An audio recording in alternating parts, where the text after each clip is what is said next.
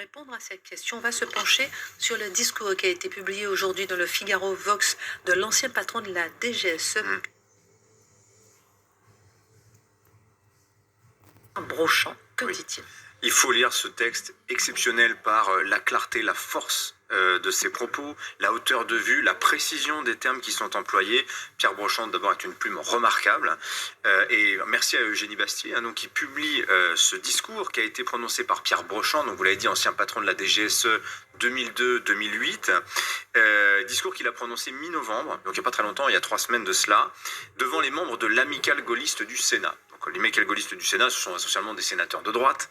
Voilà. Et discours intitulé « L'immigration, enjeu central ». Et Pierre Brochant attaque d'emblée en disant, en fait, j'aurais pu dire aussi enjeu principal pour la France. L'immigration, enjeu principal. Pourquoi? Parce qu'il dit que de tous les défis qu'affronte le pays, l'immigration, c'est le seul, à ses yeux, qui menace la paix civile. Est-ce qu'il y a un risque de paix civile avec le réchauffement climatique? Est-ce qu'il y en a un avec les délestages électriques? Non. Il dit l'immigration, en revanche, on a ce problème-là. Et il parle de l'immigration, attention, c'est pas l'immigration dans l'absolu, c'est, je le cite, je vais beaucoup citer Pierre Brochant, ce sont ces mots que je vais employer ce soir, l'immigration très particulière que nous subissons depuis 50 ans. Alors, Pierre Brochant tord de cou d'emblée le coup au mythe de la France, terre d'immigration de toute éternité. Ce que disait Emmanuel Macron samedi, on en a parlé hier soir. Alors Pierre Brochant rappelle en deux lignes, il dit, bon, pendant 1000 ans, des Carolingiens à Napoléon III, jusqu'à 1850, en gros, il ne se passe pas grand-chose, voire rien, sur le plan migratoire. En revanche, 1850-1950, vous avez une première vague d'immigration qu'il qualifie d'euro-chrétienne, discrète, laborieuse, reconnaissante, régulée par l'économie et le politique, modèle indépassable de fusion réussie. Donc les Italiens, les Polonais, les Espagnols, etc. La deuxième vague, c'est celle qui préoccupe Pierre Brochant, c'est celle qui commence dans les années 70 et qui, écrit-il, est l'exact contraire de la précédente. C'est l'immigration de peuplement irréversible, calibrée ni par l'emploi ni par le politique, engendré par des droits individuels, c'est-à-dire le regroupement familial essentiellement, soumis au seul juge national ou supranational, confère le Conseil d'État actuellement assiégé par 200 jeunes migrants.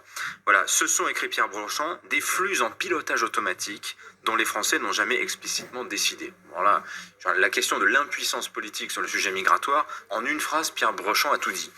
Et puis la troisième vague, laquelle est-elle? C'est celle qui se lève depuis le soi-disant printemps arabe, la crise migratoire, ce qu'on appelle la crise migratoire, et qui profite alors là d'un nouveau dévoiement du droit. C'est pas simplement le regroupement familial, là c'est le droit d'asile, complètement tordu, plus le droit de la mer, plus le droit des mineurs. En résumé, c'est l'affaire de l'Ocean Viking, qui concentre en fait tous ces sujets-là. Voilà. Je suis un peu stupéfaite parce que hier on parlait des ex qui parlent tout le temps et c'est encore un ex. Mais c'est intéressant, oui, la parole des ex. Ah oui, non, mais je ferme la parenthèse. Non, parce que très intéressant. Oui, un patron de la DGSE, voilà, c'est-à-dire que il n'avait pas forcément la main sur ces politiques-là. Voilà, alors, mais qu'est-ce qui pose problème avec les 2 dernières vagues migratoires, toujours selon l'ex-patron de la DGSE? Ouais. D'abord leur masse, la quantité, tout simplement. L'immigration aujourd'hui, c'est 1 demi-million d'entrées par an. C'est 40% des enfants de 0,4 ans qui sont d'origine immigrée. Et Pierre Brochant rappelle cette vérité démographique, la phrase est lumineuse. Les immigrés entrent comme des individus, mais ils s'implantent comme des peuples. Voilà, pour répondre à tous ceux qui ont dit « Mais regardez, ces pauvres gens sur l'Ocean Viking, individuellement, ce sont des braves gens. » Oui, mais ils s'implantent comme des peuples. Voilà. Alors justement, ces peuples proviennent surtout de sociétés qui sont hautement défaillantes, majoritairement musulmanes, et qui en outre sont souvent nos anciennes colonies. Résultat, je cite Pierre Brochant, « Nous avons réinjecté en France les ingrédients des 3 tragédies qui ont causé les plus grands malheurs de la France, à savoir la discorde religieuse, résolue en 1905, l'antagonisme colonial, résolu en 62 avec l'Algérie, et l'indépendance de l'Algérie, et le fléau du racialisme, qu'il dit donc résolu en 45, à la fin de la Seconde Guerre mondiale, quand on écrase le nazisme. Alors le religieux, c'est quoi? C'est l'islam qui se pavé de certitudes communautaires, la formule quoi.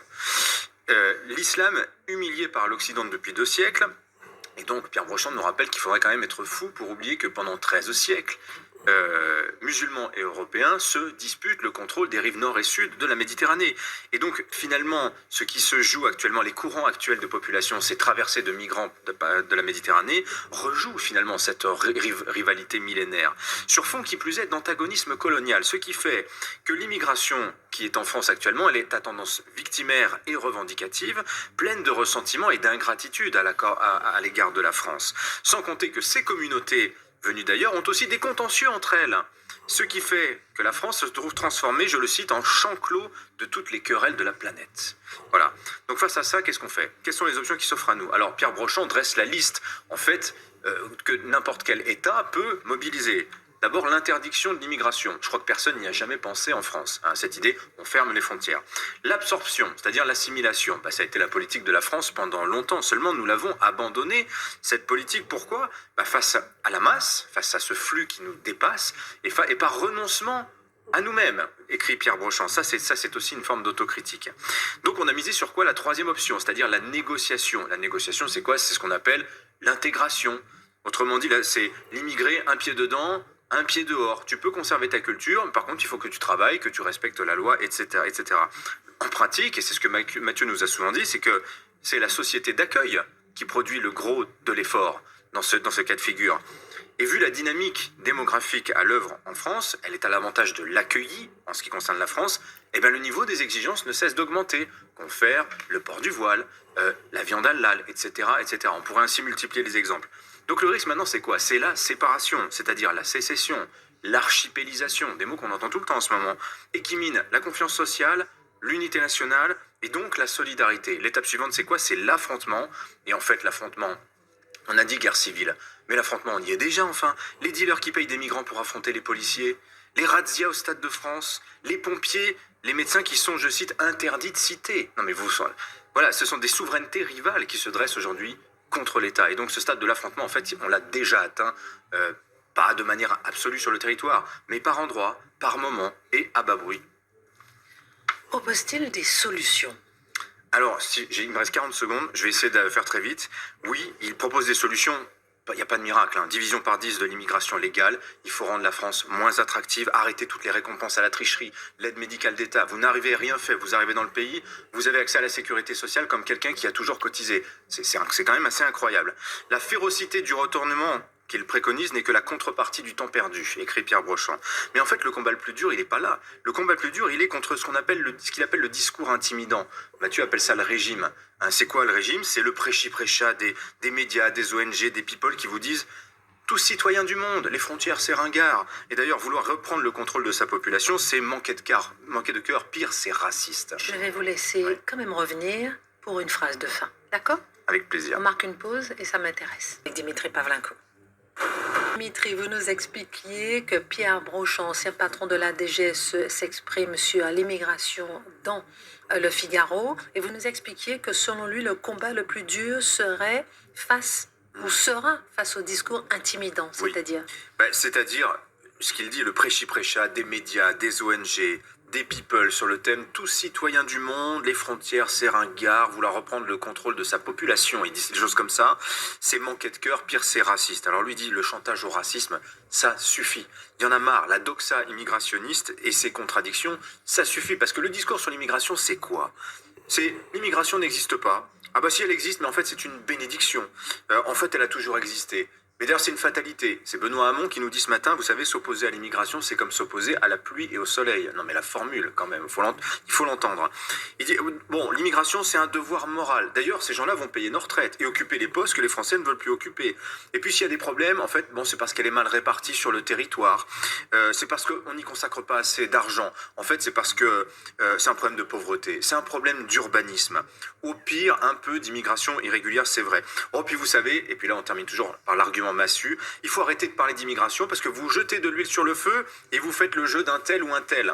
Voilà, donc quelque part, quand on dit ça, il y a la reconnaissance implicite qu'il y a un problème, en tout cas qu'il y a un incendie, s'il ne faut pas jeter d'huile sur le feu. Donc à la fin, Pierre Brochand, je rappelle, il s'exprimait devant l'amicale gaulliste, se demande ce qu'aurait fait le général de Gaulle dans cette situation. Je vous lis la dernière phrase. « Je suis personnellement convaincu de deux choses. Si le général avait été au pouvoir au cours du dernier demi-siècle, il ne nous aurait jamais mis dans le pétrin que j'ai décrit ce soir. Et s'il ressuscitait, je redoute qu'il ne me prenne pour un modéré bien timoré. » Voilà. C'est-à-dire sur le Figaro Vox. Pierre Brochand, ancien patron de la DGSE. Merci, mon cher Dimitri, pour cette analyse. Dans un instant,